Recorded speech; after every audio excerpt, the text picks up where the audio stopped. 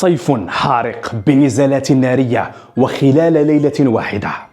تيرنس كراوفورد، أندي رويز، بيتبول كروز، كلها أسماء لامعة في عالم الملاكمة ستقاتل خلال بطاقة قتالية واحدة يوم 3 أغسطس المقبل. التفاصيل حول هذه المعارك الحارقة من خلال هذه الحلقة الشيقة، تابعونا. قبل البدء هناك خبر مهم جدا خلال آخر الحلقة. Ladies and gentlemen, let's get ready to rumble!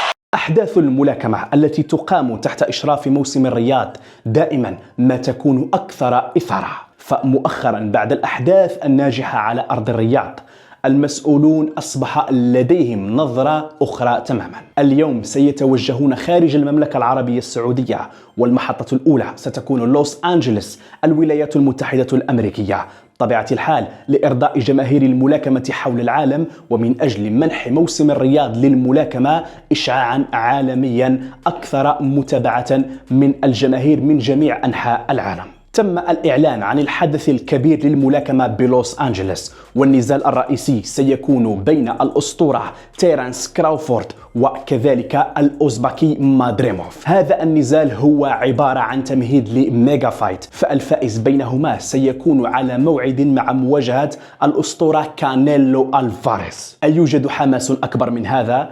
لم يقفوا هنا فقط، كذلك تم إدخال اسم بيتبول كروز ليكون أيضا ملاكما خلال هذه البطاقة. يعني هذا أندركارد أو نزالات ما قبل الرئيسي أقوى نزالات أندركارد خلال سنة 2024. جماهير الملاكمة تعي جيدا ما مدى أهمية هذا النزال الرئيسي. دعوني أتحدث عنه. مادريموف كراوفورد. بالنسبة لكراوفورد فهو الأسطورة، أسطورة عصره وبطل وزنه، البطل بدون منازع، موحد الألقاب، الاسم الكبير جدا في عالم الملاكمة اليوم. رصيده القتالي هو 40 انتصارا بدون ولا هزيمة، 31 من انتصاراته بالضربة القاضية. ملاكم ممتع وذو ذكاء قتالي أكبر من أغلب الملاكمين الموجودين حاليا. ملك الباوند فور باوند في تجربة جديدة بوزن جديد، فبعدما احتكر وزن نصف المتوسط تماما، كذلك قضى على أعتى منافسيه وهو إيرول سبينس جونيور، لم يبقى أمامه أي متحدي، لذلك اختار أن يصعد في الفئة الوزنية تمهيدا كما قلت ربما لمواجهة محتملة ضد كانيلو. كراوفورد إذن إلى فئة وزنية جديدة وهي وزن المتوسط الجونيور، من أجل أن يصبح بطل العالم ل4 فئات وزنية، بما أنه حاليا بطل العالم ل3 فئات وزنية.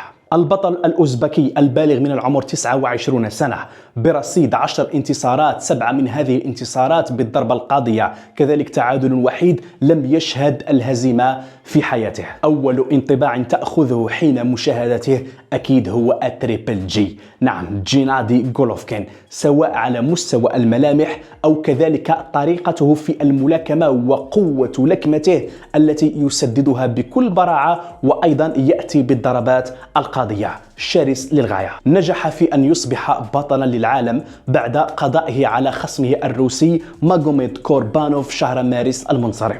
متحمس جدا لهذا النزال وأكثر حماسا لمشاهدة تيرنس كراوفورد في فئة وزنية أعلى، خاصة وأنه يريد الصعود فئتين وزنيتين أخرتين من أجل أن يواجه كانيلو. لكن خلال هذا النزال ضد المخضرم مادريموف سنرى إمكانياته في وزن أكبر، وكذلك سنرى أيضا هذا الشاب مادريموف إن كان فعلا قادرا على الصمود أمام كراوفورد.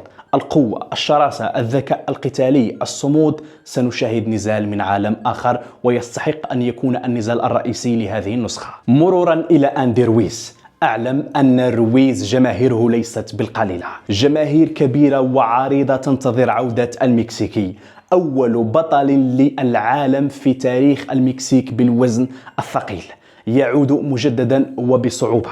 والشكر، كل الشكر لتركي آل شيخ، لأنه هو محب الوزن الثقيل، يحب ملاكمة الوزن الثقيل كثيرا، وبما أنها نجحت مؤخرا فكان لديه رغبة شديدة في أن يعيد اسم أندي رويز إلى الواجهة، وبالفعل استطاع إقناعه من أجل العودة. خصمه سيكون جاريل ميلر، وأكيد التساؤل المطروح، هل ميلر هو خصم مناسب لرويز؟ أنا صراحة لا أراه ذلك الخصم الكبير، إلا أنه بالفعل خصم مناسب له في الفترة الحالية من أجل أن يعيد مستواه شيئا ما ثم نشاهده في نزال أكبر، لأن رويز يستحق خصوما مثل باركر، يعني جميع ملاكمي الوزن الثقيل بدون استثناء، كل ثقة في أندي رويز الذي أعتقد أنه سيعود لهذه الفئة بقوة، ولما لا يواجه أولكسندر أوسيك. لن أستغرب أبدا، هذا الملاكم استطاع أن يدمر تقريبا مسيرة أنتوني جوشوا. نعم، كل ما حصل للجوشوا من تراجع كان سببه هو أندي رويز أولا، لأنه تعلمون كيف قضى عليه في النزال الأول، ثم في النزال الثاني جوشوا لم يكن مقنعا، وليومنا هذا فرويز يبقى ملاكما من الكبار ويستطيع تدمير أي ملاكم حرفيا. كان بإمكانه أن يصنع الكثير، إلا أنه اختار طريق الحصول على الأموال ومن ثم الانسحاب. لازال يبلغ من العمر 34 سنة، رصيده القتالي 35 انتصارا مقابل هزيمتين، 22 من انتصاراته كانت بالضربة القاضية، وحتى الهزيمتين واحدة أمام باركر سنة 2016 وواحدة أمام جوشوا سنة 2019. وأكيد لماذا قلت باركر؟ لأنني أريد أن أرى مواجهة انتقامية لينتقم رويز لنفسه من باركر، وباركر تعلمون أين هو الآن، في مستوى كبير جدا، ومواجهته ضد رويز ستكون مواجهة من عالم آخر. متأكد من أن هذه المواجهة ستحصل خلال المستقبل القريب، لأن شيئا ما يتم تجهيزه في الخفاء، ويبدو أني قد أكون قد كشفت الخطة ربما. وهذا الخصم جاريل ميلر كان السبب الرئيسي في أن يواجه جوشوا رويز، لأن ميلر كان سيواجه جوشوا وكان قد سقط في فخ المنشطات. نعم، تعاطى المنشطات، كذلك هو ملاكم فمه كبير جدا، والملاكمين أصحاب الفم الكبير دائما عندما لا يوفون بوعودهم للجماهير داخل الحلبة فيظهرون بمظهر البهلوانات بين قوسين. لكن هذا كله كان من حظ رويز، ودخل كبديل لميلر وواجه جوشوا وأصبح بطلا للعالم.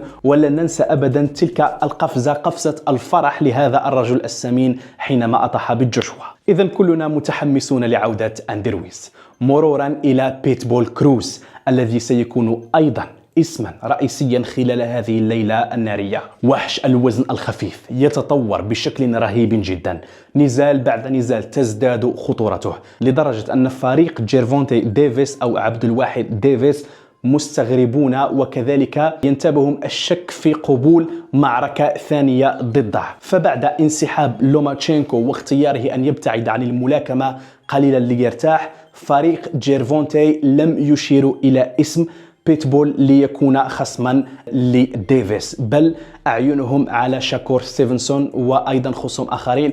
المهم كل شيء إلا بيتبول كروز. من شاهد النزال الأول بين ديفيس وكروز سيعلم عما أتحدث. أكثر ملاكم يستحق الفرصة ضد ديفيس حاليا هو بيتبول كروز بالتأكيد. سنرى إمكانية ذلك في حالة فوزه على فالنزويلا خلال هذا النزال. كروز 26 سنة برصيد 26 انتصارا مقابل هزيمتين فقط، 18 من انتصاراته كانت بالضربة القاضية.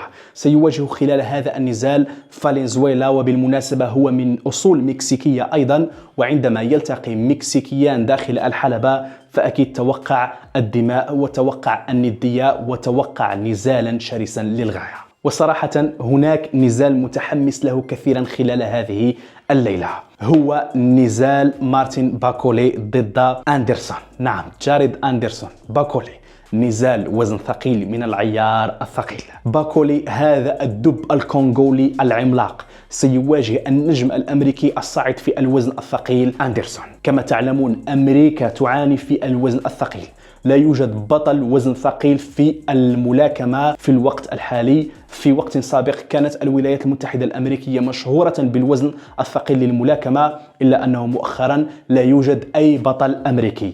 آخر أمل لأمريكا كان هو ديونتاي وايلدر، لكنه لم ينجح في أن يبقى على قائمة أقوى ملاكمي الوزن الثقيل. هل يكون أندرسون ديونتاي وايلدر آخر، أو ربما يكون واحدا من أساطير اللعبة مستقبلا؟ هذا الأمريكي الشاب 24 سنة فقط، 1.93 متر سنتيمترا، 17 نزالا، 17 انتصارا، 15 انتصارا بالضربة القاضية، قوي للغاية. مشكلته الوحيدة أنه لم يخض اختبارا حقيقيا لحد الساعة، وباكولي خلال هذا النزال هو الاختبار الحقيقي. الدب الكونغولي 1.98 متر سنتيمترا، 20 نزالا، 20 انتصارا، هزيمة وحيدة، 15 من انتصاراته كانت بالضربة القاضية. إذا استطاع أندرسون إثبات نفسه خلال هذا النزال ضد باكولي، فأكيد ستفتح أمامه أبواب الوزن الثقيل على مصراعيها، وسنشهد اسما ونجما لامعا في الوزن الثقيل خلال الوقت الحالي. ولا ننسى أيضا أن هناك مشاركة عربية خلال هذا الحدث. الملاكم السعودي زياد المعيوف يسير بخطى ثابتة وفي صمت نحو العالمية، 5 نزالات، 5 انتصارات بدون هزيمة، يسير في الطريق الصحيح، مجتهد، يتدرب بشكل جيد، يستطيع أن يطور أداءه في كل نزال، وسيخوض أيضا نزال افتتاحي خلال هذه البطاقة لنشهد ملاكما عربيا من الطراز العالي والعالمي قريبا. دعواتكم بالتوفيق والانتصار لزياد المعيوف إن شاء الله. الخبر المهم، إن شاء الله سأكون المعلق على هذا الحدث على المنصة العالمية عملاق النقل العالمي دازون. نعم، سأكون المعلق باللغة العربية. من سيشاهدون هذا النزال على دازون فليقوموا فقط باختيار التعليق العربي، وسأكون معلقا على هذا الحدث إن شاء الله، وأعدكم بتعليق عربي من الطراز العالي. كذلك لمن يريد الحصول على رابط شراء حقوق المشاهدة سأقوم بوضع الرابط في أول تعليق.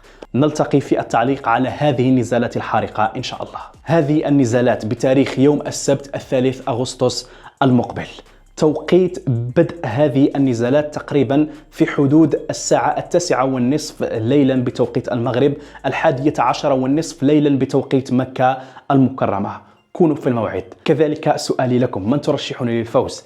تيرانس كراوفورد، إسرائيل مادريموف؟